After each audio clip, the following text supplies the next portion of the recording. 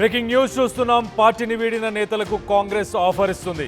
కాంగ్రెస్ నుంచి ఇతర పార్టీలకు చేరిన నేతలందరూ తిరిగి కాంగ్రెస్లోకి రావాలని చెప్పి పిలుపునిచ్చారు. పిసిసి విస్తృత స్థాయి సమావేశంలో డిప్యూటీ సీఎం బట్టి విక్రమార్క ఈ ప్రతిపాదనను ముందుకు తీసుకొచ్చినట్టు తెలుస్తుంది. మొత్తం మీద అయితే గతంలో కాంగ్రెస్ను వీడిన పొన్నాల లక్ష్మయ్య, సబితా ఇంద్రారెడ్డి, అలాగే మనం చూస్తే కనుక సుధీర్ రెడ్డి, నందికంటి శ్రీధర్, నాగం జనార్దన్ రెడ్డి, అలాగే విష్ణువర్ధన్ రెడ్డి, ఇలా చెప్పుకుంటూ పోతే సునీత లక్ష్మారెడ్డి, పాల్వాయి హరీష్, ఇలా బీఆర్ఎస్ మరియు బీజేపీలో చేరారు. కాంగ్రెస్కి సంబంధించిన సీనియర్ నేతలు, ఇతర పార్టీల్లో చేరిన నేతలు తిరిగి కాంగ్రెస్లోకి చేరడంపై ప్రస్తుతానికైతే ఉత్కంఠం నెలకొంది. మొత్తం మీద అయితే ఏదైతే వర్కింగ్ కమిటీకి సంబంధించిన భేటీలో కూర్చున్నప్పుడు ఈ డిస్కషన్ వచ్చింది. దాని తర్వాత పొన్నం ప్రభాకర్, ట్రాన్స్పోర్ట్ మినిస్టర్ పొన్నం ప్రభాకర్, అలాగే డిప్యూటీ సీఎం బట్టి విక్రమార్క, వీళ్ళందరూ కూడా ఇదే హైలైట్ చేశారు.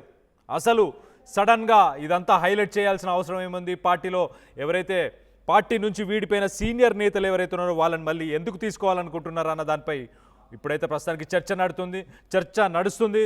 దీనికి సంబంధించి మరిన్ని వివరాలు మా ప్రతినిధి మధు ఉన్నారు. మధుతో మాట్లాడి తెలుసుకునే ప్రయత్నం చేద్దాం. మధు, చెప్పండి, అసలు సీనియర్ కాంగ్రెస్ నేతలని మళ్ళీ పార్టీలోకి చేర్చుకోవాలన్న ముఖ్య ఉద్దేశం ఏంటి? అండ్ ఒకవేళ వాళ్ళు తిరిగి వస్తే వాళ్ళకి కాంగ్రెస్ పార్టీ ఏం ఆఫర్ చేయబోతుంది? ఎగ్జాక్ట్లీ నిన్న జరిగినటువంటి విస్తృత స్థాయి సమావేశంలో ఈ స్టేట్మెంట్ చేశారు బట్టి విక్రమార్క, ఉప ముఖ్యమంత్రి. అయితే ఇది సర్వసాధారణంగా ఇతర పార్టీలు చేసేటువంటి అప్పీల్గానే చూడాల్సినటువంటి అవసరం ఉంది. కాకపోతే ఇప్పుడు అప్పీల్ చేసినటువంటి దాంట్లో ఉన్నటువంటి వాళ్ళంతా కూడా దాదాపు ఎమ్మెల్యేలుగా చాలామంది ఉన్నటువంటి పరిస్థితి. కొద్దిమంది అత్యంత తీవ్రమైనటువంటి విభేదించి పార్టీని, అక్కడ ఉన్నటువంటి పార్టీలో ఉన్నటువంటి కీలక నాయకులను విభేదించి బయటకు వచ్చినటువంటి వాళ్ళు. ఎగ్జాంపుల్ పొన్నాల లక్ష్మయ్య, మాజీ పిసిసి అధ్యక్షులైన తెలంగాణ కాంగ్రెస్ ప్రదేశ్కి. సో గతంలో ఆయన మంత్రిగా కూడా పనిచేశారు ఉమ్మడి ఆంధ్రప్రదేశ్లో. ఆ పొన్నాల లక్ష్మయ్యను రేవంత్ రెడ్డి చేసినటువంటి కామెంట్స్ చాలా డెరగేటరీ కామెంట్స్గా ఉన్నాయంటూ ఆయన కాంగ్రెస్ పార్టీని వీడి ఆయన బీఆర్ఎస్కి వచ్చినటువంటి సిచ్యువేషన్, నన్ను అవమానిస్తూ ఉన్నారు పార్టీలో అనేటువంటి విషయంలో, జనగామ టికెట్ విషయంలో ఆయనకు హామీ లభించకపోవడంతో ఆయన పార్టీ మారినటువంటి పరిస్థితి. తర్వాత జరిగినటువంటి పరిణామాల్లో రేవంత్ రెడ్డి ఆయనను కామెంట్ చేశారు. తర్వాత సబితా ఇంద్రారెడ్డి, సునీత లక్ష్మారెడ్డి, నాగం జనార్దన్ రెడ్డి, విష్ణువర్ధన్ రెడ్డి, తర్వాత నందికంటి శ్రీధర్, వీళ్ళంతా చాలామంది ఉన్నారు. మల్కాజ్గిరికి సంబంధించినటువంటి నియోజకవర్గంలో టికెట్ హామీ ఆయనకు కాంగ్రెస్ పార్టీ నుంచి దాదాపు ఖరారైన తర్వాత చివరాఖర్లో మైనంపల్లి హనుమంతరావు అక్కడికి రావడంతో, టికెట్ అడగడంతో ఆయన పార్టీ వీడి బీఆర్ఎస్కు వెళ్ళినటువంటి పరిస్థితి నందికంటి శ్రీధర్. సో బుజ్జగించే ప్రయత్నం చేసినప్పటికీ కూడా హామీ ఇచ్చి ఆయనకు హామీ ఇచ్చినా కూడా ఆయనకు ఎలాంటి న్యాయం చేయకపోవడంతో కాంగ్రెస్ పార్టీని వీడినటువంటి పరిస్థితి. సో చాలామంది ఉన్నారు ఇట్లా. ఇప్పుడు సబితా ఇంద్రారెడ్డి ఆల్రెడీ బీఆర్ఎస్ పార్టీ నుంచి ఎమ్మెల్యేగా గెలిచారు. గతంలో కాంగ్రెస్ పార్టీ ఎమ్మెల్యేగా గెలిచి వచ్చినటువంటి పరిస్థితి. ఎల్బీనగర్ నుంచి సుధీర్ రెడ్డి గతంలో కాంగ్రెస్ ఎమ్మెల్యేగా గెలిచి బీఆర్ఎస్లోకి వచ్చారు. ఇప్పుడు బీఆర్ఎస్లోనే ఉంటూ మళ్ళీ ఎమ్మెల్యేగా గెలిచారు. సునీత లక్ష్మారెడ్డి కూడా ఎమ్మెల్యేగా కొనసాగుతున్నటువంటి పరిస్థితి. ఇట్లా చాలామంది ఉన్నారు. సో వారు తిరిగి వచ్చేటువంటి సిచ్యువేషన్ ఉందా అనేటువంటిది కూడా క్వశ్చన్ రైజ్ అవుతూ ఉంది. సర్వసాధారణంగా స్థానిక సంస్థల ఎన్నికల ముందు ఏదైనా ఉప ఎన్నిక ఉన్నప్పుడు, ఇంకేదైనా రాజకీయపరమైనటువంటి కొంచెం యాక్టివిటీ పెరుగుతున్న సందర్భంలో ఇట్లాంటి స్టేట్మెంట్ చేస్తూ ఉంటారు. బట్టి విక్రమార్క ఉప ముఖ్యమంత్రి హోదాలో కూడా ఈ స్టేట్మెంట్ చేసే ఉంటారు అనేటువంటి చర్చ కొనసాగుతుంది. మరి ఇంతమంది పేర్లలో ఎవరు వచ్చే అవకాశం ఉంది? వీళ్ళు నోటెడ్గా ఉన్నటువంటి, రాష్ట్ర వ్యాప్తంగా గుర్తుపట్టేటువంటి పేర్లు ఉన్నటువంటి నాయకులు వీళ్ళంతా కూడా పొన్నాల లక్ష్మయ్య, నందికంటి శ్రీధర్, తర్వాత సబితా ఇంద్రారెడ్డి, సునీత లక్ష్మారెడ్డి, నాగం జనార్దన్ రెడ్డి, పి విష్ణువర్ధన్ రెడ్డి, సుధీర్ రెడ్డి, ఇట్లా కొంతమంది పేర్లు. మిగతా వాళ్ళు చాలామంది ఉన్నారు. జిల్లాకు సంబంధించినటువంటి నాయకులు, తర్వాత నియోజకవర్గం, మండల, గ్రామ స్థాయి, వీళ్ళంతా కూడా ఇంకా చాలామంది ఉన్నటువంటి పరిస్థితి. రేపు స్థానిక సంస్థల ఎన్నికలను దృష్టిలో పెట్టుకుని వీళ్ళను మొబిలైజ్ చేసేటువంటి విధంగా, మళ్ళీ ఆహ్వానించేటువంటి విధంగా ఈ స్టేట్మెంట్ చేసినట్టుగా అయితే తెలుస్తూ ఉంది. ఖచ్చితంగా అధికార పార్టీ వైపు కాస్త మొగ్గు చూపే అవకాశం ఎక్కువ ఉంటుంది. ఎందుకంటే ఇంకొక 3 ఏళ్ళు కాంగ్రెస్ అధికారంలో ఉండనుంది. ఇప్పటికే చాలామంది, కొద్దిమంది గ్రామాలలో, మండలాలలో, నియోజకవర్గాల్లో ఉన్నటువంటి వాళ్ళు తిరిగి కాంగ్రెస్ పార్టీలోకి వెళ్తూ ఉన్నారు. ఇంకా కొద్దిమంది ఆల్రెడీ పార్టీని వీడి కాస్త దూరంగా ఉన్నటువంటి నాయకులు కూడా కాంగ్రెస్ పార్టీకి దగ్గరవుతున్నటువంటి సిచ్యువేషన్ మనం చూసాం. ఒక్కసారిగా అధికారం మారితే అధికారం పార్టీ వైపే దృష్టి పెడతా ఉంటారు రాజకీయ పార్టీ నాయకులు. క్యాడర్ సంగతి పక్కన పెడతారు. లీడర్లు అయితే మాత్రం ఎటు అధికారం ఉంటే అటు కొద్దిమంది చూస్తూ ఉంటారు. అట్లాంటి వారందరినీ తిరిగి బట్టి ఆహ్వానించడం వెనకాల పార్టీని బలోపేతం చేయాలనేటువంటిది. ఎందుకంటే మొన్న తీసుకున్న విస్తృత స్థాయి సమావేశంలో పటిష్టం చేయాలి పార్టీని క్షేత్రస్థాయిలో అనేటువంటిది ఒక పాయింట్. అందులో మొత్తం 6 ముఖ్యమైనటువంటి అంశాలు ఉంటే ఆ క్షేత్రస్థాయిలో పార్టీ సంస్థాగతంగా బలోపేతం చేయాలనేటువంటి నిర్ణయం. దాంట్లో భాగంగానే తిరిగి పార్టీని వివిధ కారణాలతో వ్యతిరేకించి బయటికి వెళ్ళినటువంటి వాళ్ళు, రిజైన్ చేసి వెళ్ళిపోయినటువంటి వారు, వాళ్ళందరూ తిరిగి రావాలని ఆహ్వానించడం వెనకాల ప్రధాన కారణం కనిపిస్తూ ఉంది. మధు, ఇప్పుడు స్థానిక సంస్థ ఎన్నికలు అన్నప్పుడు మరి గ్రాస్ రూట్ లెవెల్లో ఉన్న కార్యకర్తలు ఎలా రియాక్ట్ అయ్యారు? వాళ్ళ నుంచి ఎలాంటి రియాక్షన్ ఉంది? పార్టీకి సంబంధించిన నేతల నుంచి ఎలాంటి రియాక్షన్ ఉంది?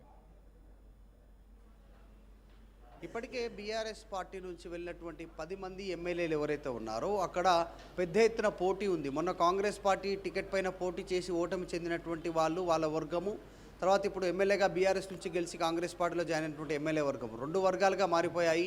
ఇద్దరి మధ్య ఉప్పు నిప్పు వంటి పరిస్థితి ఉంది. పచ్చగడ్డి వేస్తే బగ్గుమనే పరిస్థితి ఉంది ఇరు వర్గాల మధ్య.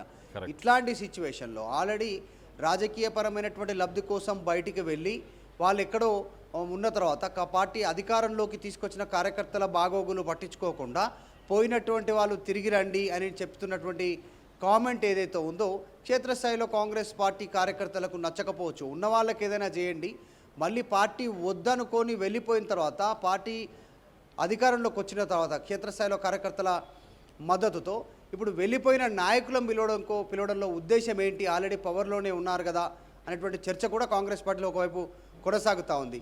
సో చూడాలి ఏం జరుగుతుందో. బట్టి విక్రమార్క పిలుపునిచ్చారు, ఎంతమంది రిటర్న్ అవుతారు, ఎంతమంది వస్తారు చూడాలి.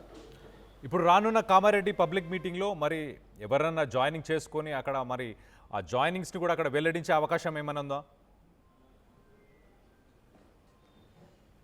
కామారెడ్డికి సంబంధించినటువంటి డిక్లరేషన్ ఏదైతే ఉందో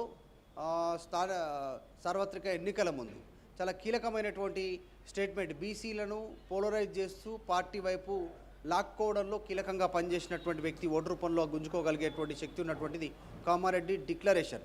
సో అది సక్సెస్ అయింది, కాంగ్రెస్ అధికారంలోకి వచ్చింది. కానీ కాంగ్రెస్ పార్టీ చెప్పిన డిక్లరేషన్ ఇంతవరకు అమలు కావట్లేదు క్షేత్రస్థాయిలో. ఒకటి, స్థానిక సంస్థల్లో 42% రిజర్వేషన్, విద్యా ఉద్యోగాల్లో 42% రిజర్వేషన్.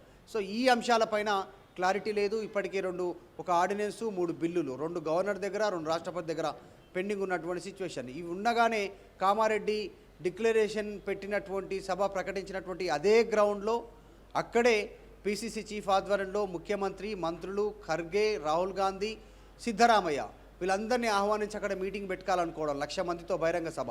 సో ఆ రోజు జాయినింగ్స్ ఉంటాయా లేదా అనేటువంటిది పక్కన పెడితే ఈ అంశం కాస్త నెగిటివ్ అయ్యే అవకాశం ఉంది ప్రస్తుతం.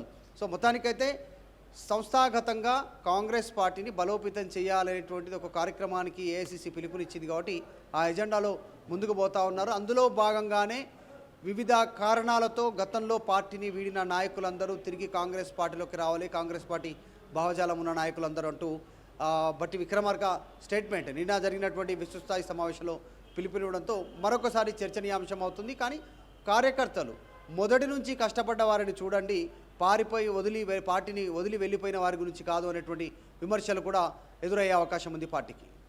Right Madhu, thanks for the update. గతంలో కాంగ్రెస్ని వీడిన ఎవరైతే సీనియర్ నేతలు ఉన్నారో నాయకులు, బీజేపీ బీఆర్ఎస్కి వెళ్ళిన వాళ్ళందరూ తిరిగి పార్టీకి రావాలని చెప్పేసి ప్రస్తుతానికైతే వర్కింగ్ కమిటీ సమీక్షా భేటీ ఏదైతే ఉందో ఆ భేటీలో డిప్యూటీ సీఎం బట్టి విక్రమార్క, అలాగే ట్రాన్స్పోర్ట్ మినిస్టర్ పొన్నం ప్రభాకర్ వీళ్ళందరూ కూడా చర్చించారు. మొత్తానికైతే గ్రాస్ రూట్ లెవెల్లో కార్యకర్తలందరిలో ఉత్సాహాన్ని తీసుకురావడానికి రానున్న రోజుల్లో స్థానిక సంస్థ ఎన్నికలు ఏవైతే ఉన్నాయో ఆ ఎన్నికల సమయంలో కూడా ఇవన్నీ పార్టీకి మైలేజ్ ఇస్తాయని చెప్పుకోవడానికి కూడా ఒక రకంగా మీనాక్షి, ఏఐసిసి తెలంగాణ ఇన్ఛార్జ్ మీనాక్షి నటరాజన్ కూడా ఆమె కూడా ఇదే దోవలో ఇదే లైన్ మీద ఆమె కూడా ముందుకెళ్తున్నట్టు, అలాగే వర్కర్స్, పార్టీకి సంబంధించిన పార్టీ వర్కర్స్ వీళ్ళందరినీ కూడా మళ్ళీ వెనకకు పిలుచుకురావాలని చెప్పేసి ఈ ఎక్సర్సైజ్ పార్టీ స్ట్రెంగ్త్ని డెమాన్స్ట్రేట్ చేసే అవకాశం ఉంటుంది అని చెప్పి ఆమె చెప్పుకొచ్చింది. మొత్తం మీద అయితే మీరు ఏమనుకుంటున్నారు? సబితా ఇంద్రారెడ్డి కానీ, లేకపోతే సునీత కానీ, అలాగే పొన్నాల లక్ష్మయ్య కానీ, లేకపోతే సుధీర్ రెడ్డి, నందికంటి శ్రీధర్, నాగం జనార్దన్ రెడ్డి, అలా విష్ణువర్ధన్ రెడ్డి వీళ్ళందరూ మళ్ళీ కాంగ్రెస్ పార్టీలో చేరాలా వద్దా అన్న దాని గురించి మీరేమనుకుంటున్నారు అనేది కింద కామెంట్ రూపంలో తెలియపరచండి.